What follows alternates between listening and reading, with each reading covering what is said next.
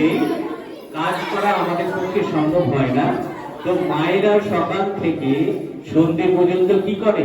অনেক কাজকর্ম করে, যে কাজ আমরা করতে গেলে হাঁপিয়ে উঠব।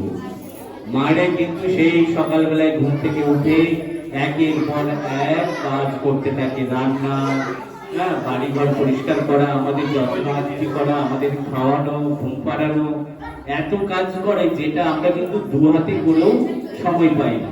আমরা দু হাতে লেখা পেয়ে করি, তখনও কিন্তু আমরা বলি যে আজকে সময় পাই না। যখন কোনো পড়া হয় না, শিক্ষক মহাশয়কে জিজ্ঞাসা করেন, কিন্তু তোদের পড়া হয়নি কেন? আমরা সময় পাই না।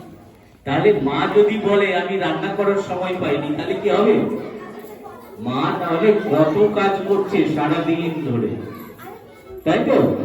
সারাদিন ধরে মা যে কাজ করে সেটা 10 হাতেও কিন্তু সম্ভব হয় না। ঠিক আছে?